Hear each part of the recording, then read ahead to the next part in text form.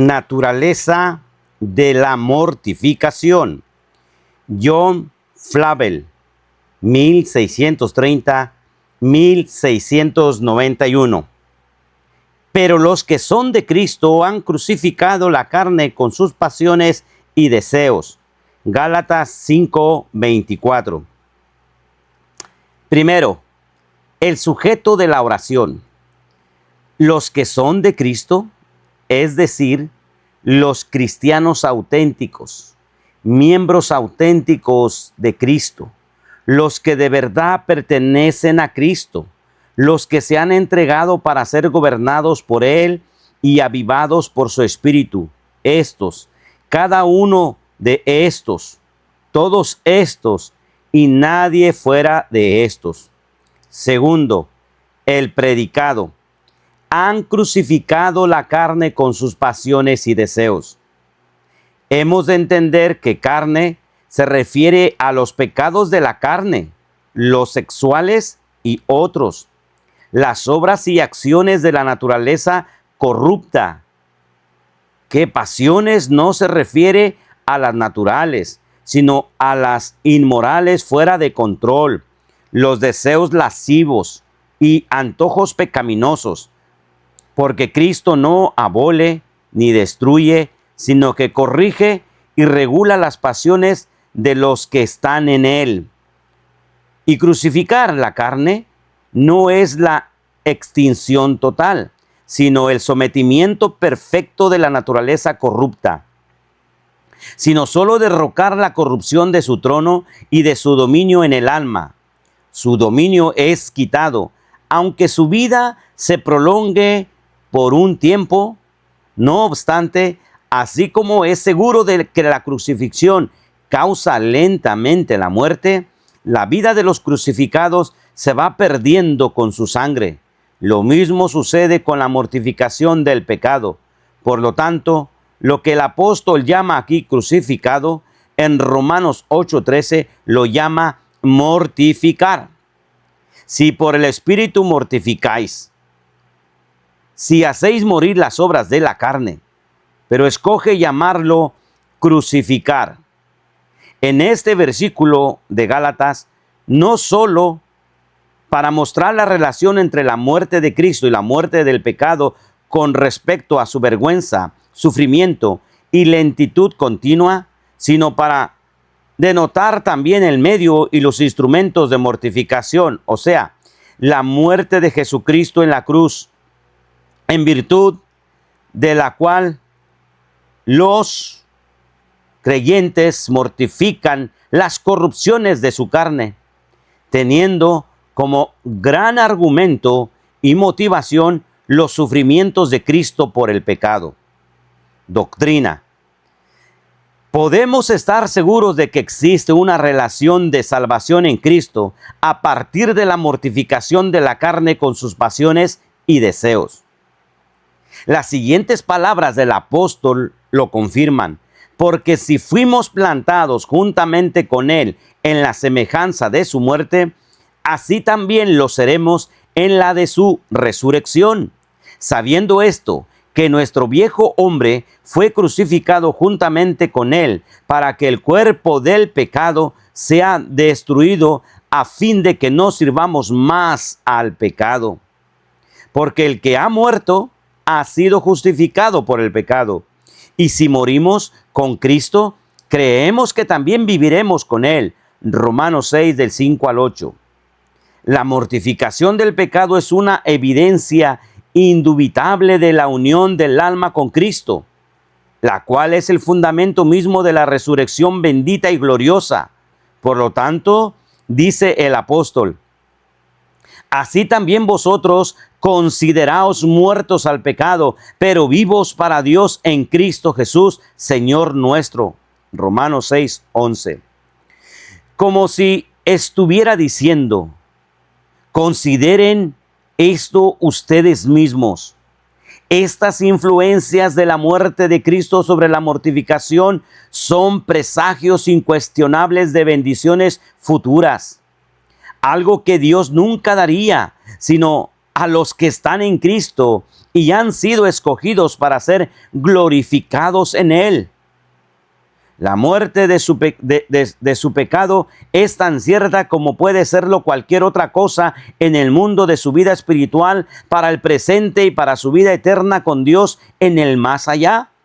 La mortificación es el fruto y la evidencia de su unión con Cristo, y esa unión es el fundamento firme y promesa segura de su glorificación. Por lo tanto, cada uno debe considerar y razonar esta realidad individualmente. Lo que la mortificación o crucifixión significa. Para ser más claro, me referiré al tema tanto negativa como positivamente, mostrando lo que principalmente no quiere decir y lo que sí quiere decir el Espíritu de Dios con esta expresión. Crucificar la carne no implica una abolición total del pecado en los creyentes ni la destrucción de su ser o existencia en ellos en el presente. Las almas santificadas quedarán con sus cuerpos muertos en la hora de su muerte. Esta será el efecto de nuestra glorificación futura, nuestra santificación presente. El pecado sigue existiendo en el más mortificado creyente en el mundo, Romanos 7:17. Sigue actuando y generando deseos en el alma regenerada, Gálatas 5:17. En efecto, a pesar de su crucifixión en el creyente, todavía puede sorprenderlo y cautivarlo con alguna acción. Salmo 65:3 y Romanos 7:23. Segunda, la crucifixión del pecado tampoco consiste únicamente en evitar las acciones externas, porque el pecado puede reinar en el alma de los hombres, aunque no se manifieste en su vida con acciones graves y visibles. Primera de Pedro 3:20, Mateo 12:43. Muchos muestran una mano blanca y hermosa, mientras que tienen un corazón negro y muy sucio. 3. La crucifixión del pecado no consiste simplemente en dejar de cometer actos pecaminosos, porque en ese sentido los deseos del hombre pueden morir por sí mismos por muerte natural. Los miembros del cuerpo son armas de impiedad, según dice el apóstol. La edad o enfermedad puede amellar o quebrar esas armas, de modo que no pueden ser usadas con los propósitos y fines a los que estaban acostumbradas en sus épocas vigorosas y sanas de la vida. No es que haya menos pecado en el corazón, sino que el cuerpo tiene menos fuerza y actividad. Es como el viejo soldado que tiene tanta habilidad, conocimiento y gusto como siempre de las acciones militares, pero la edad y los años de dura lucha lo han debilitado, de manera que ya no puede ser parte de un contingente militar. 4. La crucifixión del pecado no consiste en castigar severamente el cuerpo, ni la flagelación con azotes, ayunos, ni peregrinajes agotadores. Esto puede interpretarse como mortificar entre los papistas, pero estos castigos no han podido destruir los deseos de la carne. Es cierto que los cristianos no deben consentir ni gratificar al cuerpo, el cual es instrumento del pecado. No hemos de creer que las corrupciones espirituales del alma sienten los azotes sobre el cuerpo. Tales cosas tienen a la verdad cierta reputación, pero no tienen valor alguno contra los apetitos de la carne. Gálatas 2:23. No es la vanidad de la superstición, sino el poder de la verdadera religión lo que crucifica y destruye la corrupción. Es la fe en la sangre de Cristo, no el derramamiento de nuestra propia sangre, lo que le da el golpe mortal al pecado. Pero si preguntan mis lectores, entonces, ¿qué significa la mortificación o crucifixión del pecado y en qué consiste? Respondo, primero, implica necesariamente que el alma tiene que estar implantada en Cristo y unida a Él, porque de otra manera es imposible que ninguna corrupción sea mortificada. Los que son de Cristo han crucificado la carne. Cualquier otro intento de todos los demás son un vano e ineficaces. Porque mientras estábamos en la carne, las pasiones pecaminosas que eran por la ley obraban en nuestros miembros, llevando fruto para muerte. Romanos 7:5. En aquel tiempo, el pecado tenía todo el dominio. Ninguna abstinencia ni flagelo exterior, ningún propósito, promesa ni voto solemne puede mortificarlo o destruirlo. Tiene que haber una implantación en Cristo antes de que pueda haber una crucifixión eficaz del pecado. ¿Qué creyente en los primeros días de su conversión no ha probado todos los métodos y medios externos de mortificar el pecado solo para descubrir que todo tuvo tan poco poder como las cuerdas con que ataron a Sansón? Pero una vez que puso su fe en la muerte de Cristo, las intenciones de la mortificación prosperaron y dieron buen resultado. 2. Mortificación del pecado implica la acción del Espíritu de Dios en esa obra, sin cuya ayuda nuestros esfuerzos son inútiles. Podemos decir de esta obra lo que la palabra dice de otro caso. No con ejército ni con fuerza, sino con mi espíritu, ha dicho el Señor de los ejércitos. Zacarías 4:6. Por tanto, cuando el apóstol quiso mostrar que mano es la que obra la mortificación, lo expresó así: porque si vivieres conforme a la carne, moriréis. Mas si por el Espíritu mortificáis las obras de la carne, viviréis. Romanos 8:13. El deber es nuestro, pero el poder con el que lo cumplimos es de Dios. Tercero, la crucifixión del pecado implica la ruina de su dominio en el alma. Un pecado mortificado no puede ser un pecado reinante. Romanos 6:12 al 14. Dos cosas constituyen dominio del pecado, o sea, la plenitud de su poder y el sometimiento del alma a él. En cuanto a la plenitud de su poder, esta se debe a lo apropiado que es para el corazón corrupto del hombre y el placer que le produce. Parece ser tan necesario como la mano derecha, tan útil y agradable como el ojo derecho. Mateo 5:29. En cambio, el corazón mortificado ha muerto a todos los placeres y beneficios del pecado. No se deleita ni se agrada en él, sino que se transforma en su carga y queja diaria. Mortificación presupone la iluminación de la mente y convicción de la conciencia, por lo que el pecado no puede engañar ni cegar la mente, ni hechizar y atrapar la voluntad y las pasiones como le gustaría hacerlo. En consecuencia, su dominio sobre el alma ha sido destruido y perdido.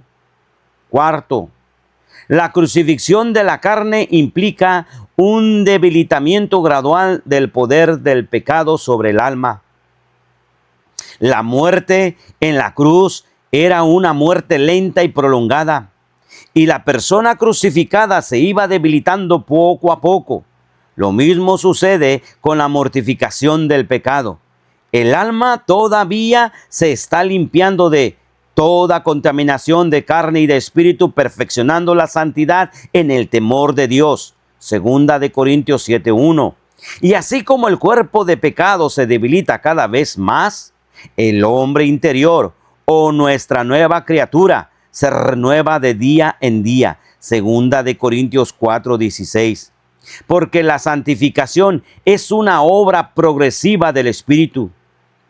A medida que aumenta la santidad y se va arraigando con más profundidad en el alma, más va menguando y debilitándose el poder del pecado y el amor por él, hasta que finalmente es sorbido en victoria. 5. La crucifixión de la carne significa para nosotros la aplicación por el creyente de todos los medios espirituales e instrumentos santificados para su destrucción. No hay cosa en este mundo que el corazón del creyente desea y anhela más intensamente que la muerte del pecado y verse librado totalmente de él. Romanos 7:24. La sinceridad de tales deseos se manifiesta en la aplicación cotidiana de todos los medios y remedios de Dios. Por ejemplo, estar diariamente en guardia contra las ocasiones para pecar. Hice pacto con mis ojos. Job 31:1. Más que la vigilancia ordinaria sobre su pecado especial o apropiado. Me he guardado de mi maldad. Salmo 18:23. Los clamores sinceros al cielo pidiendo gracia preventiva. Preserva también a tu siervo de las soberbias, que no se enseñoreen de mí. Salmo 19:13. Una humillación profunda del alma por los pecados del pasado, que es una prevención excelente contra los pecados futuros. ¿Qué solicitud produjo en vosotros? ¡Qué defensa! ¡Qué indignación! ¡Qué temor! ¡Qué ardiente afecto! ¡Qué celo! ¡Y qué vindicación! Segunda de Corintios 7:11. Cuídese de no dar lugar a las intenciones del pecado, consintiendo a la carne para satisfacer sus deseos, como lo hacen otros. Romanos 13:13 al 14. Disposición de ser sorprendidos por el pecado. Que el justo me castigue será un favor. Salmo 141. Estos y otros medios de mortificación similares son recursos que las almas regeneradas usan y aplican diariamente a fin de hacer morir el pecado. John Flavel, 1630-1691. Los santos cuyas almas respiran después de su desconcertante rebelión contra el pecado, saben que no existe una seguridad contra el más que librar una constante batalla. John Owen.